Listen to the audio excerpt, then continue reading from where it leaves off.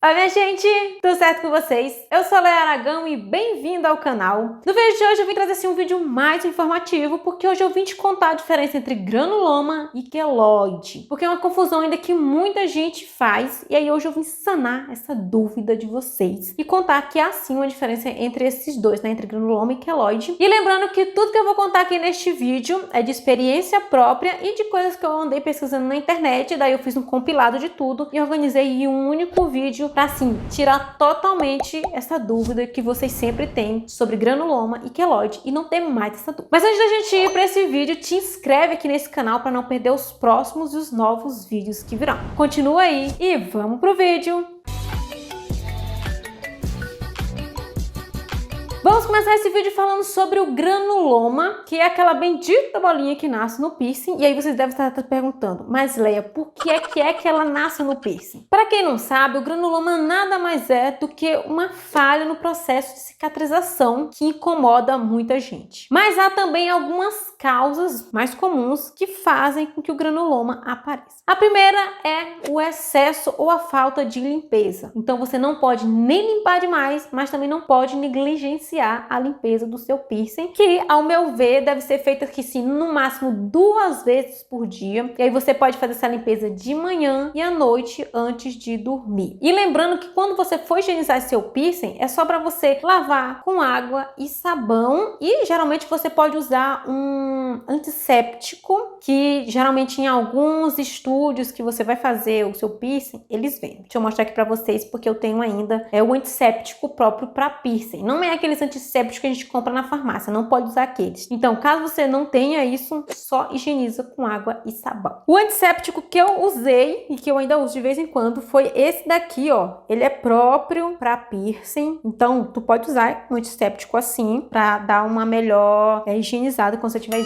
higienizando o seu piercing. A segunda causa é ficar mexendo constantemente no piercing. Então, você foi lá, a pessoa furou o seu piercing, mas você fica lá torcendo o piercing, rodando o piercing, cutucando, ou então fazendo assim, aquele que fica aqui no septo, a pessoa fica pra lá e pra cá. Então, furou o piercing. Nesses 7 primeiros dias, tenta não mexer na joia, deixar ela paradinha lá. Você só vai apenas limpar ela superficialmente, sem assim, ficar rodando, ou torcendo, ou puxando pra poder deslocar ela, sabe? Porque às vezes quando você fura, ela fica ali meio presinha. Então, nos 7 primeiros dias, tenta não mexer na joia, não rodar, sabe? Deixa ela lá paradinha. Você pode ainda fazer a parte de higienização e lavar com água e sabão, mas sem muito mexe-mexe. E esse mexe-mexe, como eu tô falando pra vocês, né? Ficar cutucando e puxando e tal, ela pode também causar irritação e dificultar ainda mais a cicatrização. Por isso que eu tô dizendo pra vocês não mexer no piercing. Outra coisa, uma terceira causa que pode estar ocasionando granuloma é você ficar tocando na joia com o dedo sujo. E às vezes eu não digo não só você, mas você deixa que outras pessoas toquem nas joias, nos brincos. E isso não pode, a não ser que a outra pessoa e você já tenham lavado e higienizado as mãos, né? Que assim evita de contaminar, porque a gente sabe que as nossas mãos andam em vários lugares, tocam em várias superfícies, e isso fica muito fácil para você, sei lá, toquei em algum lugar, não lavei a minha mão, toco na minha joia, e aí acaba fazendo com que nasça um granuloma, que haja um inchaço, que haja uma irritação no local. Então é interessante que você não toque na sua joia com as mãos sujas. Uma quarta causa pode ser também o material da joia. Sim, há pessoas que têm assim propensão a ter alergia a materiais mais básicos, que no caso seria o aço cirúrgico, que é o item assim, mais básico. As minhas perfurações são todas feitas com aço cirúrgico, não tenho nada a reclamar.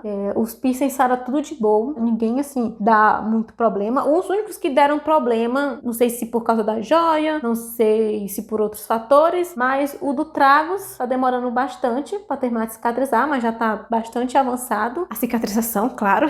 Essa orelha aqui eu furei recentemente, então ela ainda tá um pouco dolorida, um pouco em processo de cicatrização. A maioria dos meus piercings são de aço cirúrgico, menos esse aqui é de titânio, que eu comprei há algum tempo atrás, mas tudo bem. E falando em titânio, esse é um material que você pode estar fazendo a sua primeira perfuração, por ser um material mais biocompatível com o corpo e evitar muito que esteja essas reações alérgicas aos materiais, né?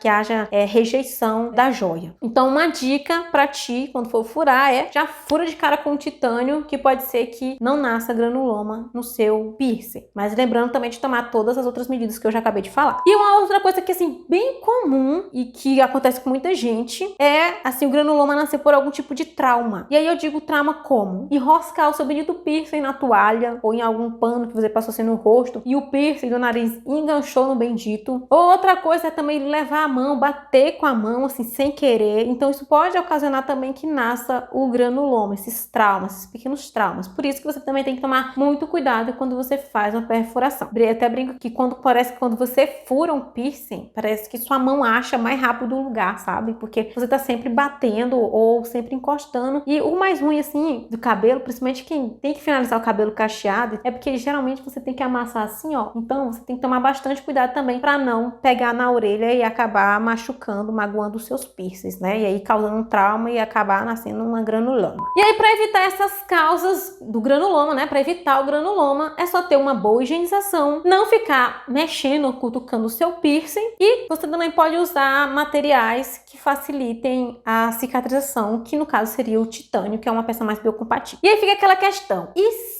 se mesmo tomando todos esses cuidados, o granuloma aparecer? Daí uma dica que eu dou muito para quem me pergunta lá nos comentários e tal, que nasceu o granuloma e tal, e tererê, não sabe mais como resolver. Uma dica que eu dou é você voltar no estúdio onde foi feita a perfuração e fazer uma avaliação lá com eles, para eles te darem assim uma boa dica, uma boa forma de você estar cuidando desse piercing para que não nasça o granuloma. Outra coisa também que você pode estar fazendo é o uso de um anelzinho de plástico bem pequenininho, que geralmente eles colocam entre a sua perfuração e o piercing. Eu vou botar a foto aqui para vocês verem, é porque agora eu não lembro o nome do negócio, mas tem esse treco também que ajuda a reduzir o granuloma consideravelmente. Já vi muitas fotos que realmente funcionam, né, de antes e depois, que aquelas anelzinhos de silicone ajudam muito também a diminuir o granuloma. Mas uma dica mesmo é: volta no estúdio onde foi feito o seu piercing e faz uma avaliação lá com eles para ver a melhor forma que eles vão te dar para tratar esse piercing. Outra coisa também que você pode estar fazendo é procurar no médico, né, o dermatologista, o clínico geral, que com certeza ele vai saber te orientar melhor. E assim, uma informação que tem que ser dada é que quando você for fazer uma perfuração no seu corpo, não importa em qual lugar você vai fazer, é interessante você buscar um estúdio que cumpra todas as normas sanitárias, né? Tenha um cuidado com aquela coisa da biossegurança. Então procura um local assim, né? Vai no local antes de você fazer a perfuração, ver como é que é. Porque você tem que lembrar que não é apenas um furo, é o seu corpo. E agora que a gente já falou sobre o granuloma, vamos para o queloide. A queloide também é uma falha no processo de cicatrização. E aí ela funciona da seguinte forma: as células de restauração do tecido continuam produzindo mais do que preciso para a restauração da área, gerando uma protuberância incômoda e nem um pouco bonita. Em outras palavras, assim, para ficar mais claro, sabe quando você tem um buraco assim na parede, aí você vai tampar esse buraco, você passa a argamassa lá, fica linda, maravilhoso aquela primeira vez que você passou. Daí você não tá contente, você passa uma outra camada, uma outra camada, uma outra camada, uma outra camada, uma outra camada, uma outra camada, e aí você vai construindo esse horror de camada uma em cima da outra e acaba ficando aquela coisa protuberosa e não fica mais certinho nem linheiro. Então, digamos mais ou menos que o queloide é nesse estilo. E aí fica aquela dica: se você tem tendência a ter queloide, é interessante você conversar com o profissional que vai fazer a perfuração do seu piercing para saber se você pode, se você não pode, se tem algum cuidado, o que é que tem que ser feito. Daí você vira para mim e pergunta: mas Leia, como eu posso descobrir que eu tenho propensão a ter queloide? É muito simples. Sabe quando você tem um corte um pouco mais profundo na pele e aí quando cicatrizar, ele cicatriza com uma protuberância? Então isso é indício de que você tem propensão à cicatrização com queloide. Eu não sei se tem algum tipo de exame que você possa fazer também para saber se tem propensão a queloide, mas uma dica mais básica é essa: tem algum corte mais profundo na pele e nasceu o queloide? Isso é um sinal. Então o queloide não tem muito mistério, é só uma protuberância que vai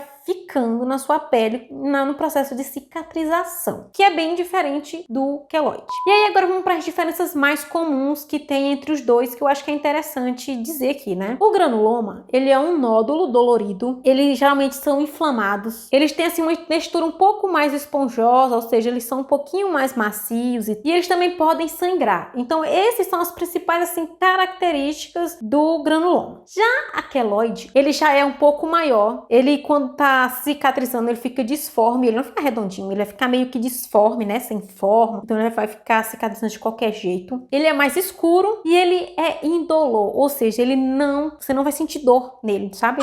Ele é sem dor. É uma coisa bem diferente do granuloma, perceberam, né? Enquanto um dói, o outro não dói. Enquanto um fica só aquele nódulozinho, né? Aquela bolinha. O outro fica de uma forma mais disforme, sem forma. Um pode sangrar, o outro não. Então, essas são boas diferenças que dá para caracterizar o granuloma do queloide. Mas aí fica aquela coisa, se você ainda ficar em dúvida sobre se o que você tem no seu piercing, na sua joia, é um granuloma, é um queloide, procura a orientação de um profissional, de um médico, clínico geral, dermatologista. Então consulta com um desses médicos para ele sanar essas suas dúvidas. Mesmo depois desse vídeo eu te falando que há uma grande diferença entre granuloma e queloide, ainda assim você tiver dúvida, procura um profissional para ele te orientar e te tirar essa dúvida para saber se é granuloma ou se é queloide. O vídeo de hoje realmente era só para sanar essa dúvida e tirar essa grande diferença entre queloide e granuloma. Eu espero que depois desse vídeo não tenha ficado mais nenhuma dúvida. Se ficou, procura orientação médica, tá bom? Um beijo